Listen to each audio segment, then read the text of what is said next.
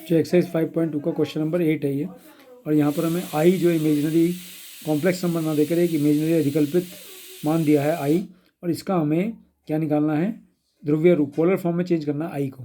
तो आई को चेंज करने के लिए हमें क्या करना पड़ेगा, पहले इसको कॉम्प्लेक्स नंबर बनाना पड़ेगा। तो कॉम्प्लेक्स नंबर बनाने के लिए हमारे पास इमेजिनरी पार्ट तो है लेकिन रियल पार्ट नहीं है, यानी कि वास्तविक भाग नहीं है। तो पहले हम एक वास्तविक भाग लेकर आते हैं, रियल पार्ट लेकर आते हैं 0 प्लस आई।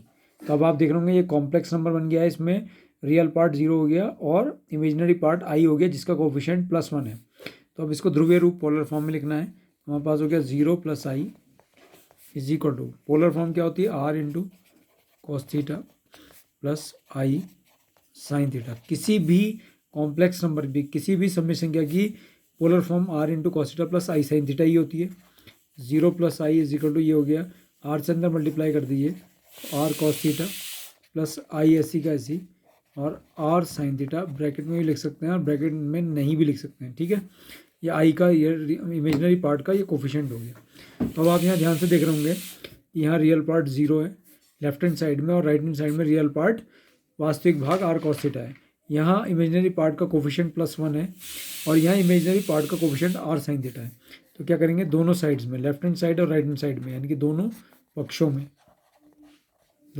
में वास्तविक तथा अधिकल्पित भागों की तुलना करने पर, वास्तविक तथा अधिकल्पित भागों की तुलना करने पर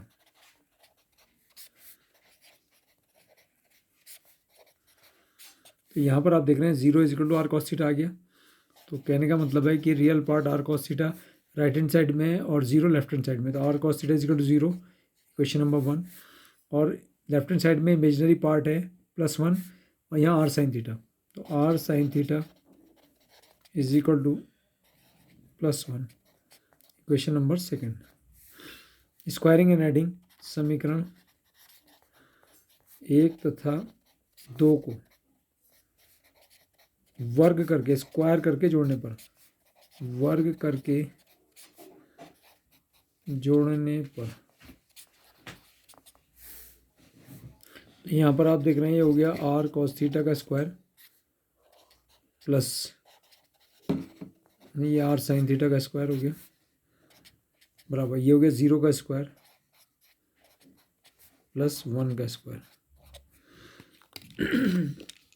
तो आर कॉस थीटा का होल स्क्वायर हो गया r square cos square theta, r sine theta का होल स्क्वायर हो गया r square sine square theta, 0 का स्क्वायर 0, 1 का स्क्वायर 1। यहाँ पर आर स्क्वायर कॉमन ले लिया, cos square theta plus sine square theta बराबर 1। यहाँ आर स्क्वायर ऐसी का ऐसी, cos square theta plus sine square theta 1 is equal to 1। I square को 1 से मल्टीप्लाई करा तो आर स्क्वायर बराबर 1। तो आर बराबर √1, आर बराबर 1, यानी कि मापांक जो है 1 आ गया। तो ये आ गया मापांक बराबर, हमारा मापांक आर बराबर 1, ठीक है।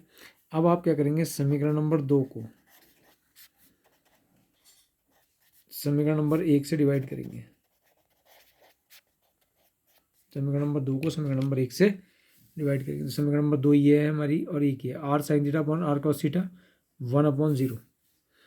तो are sine theta upon r cos theta, और यहाँ पर देखिए फर्स्ट में राइट हैंड साइड में 1 है और यहाँ कितना है 0, तो 1/0, तो 1/0, आर से आर कैंसिल हो गया, ये हो गया tan थीटा बराबर 1/0 हो गया इनफाइनाइट, 1/0 इनफाइनाइट। तो tan theta is equal to tan π/2। tan 90 की वैल्यू अनंत होती है, tan 90 की वैल्यू कितनी होती है, अनंत। कंपेयर करेंगे तो थीटा की वैल्यू कितनी आ गई, π/2। तो थीटा बराबर आ गया π/2,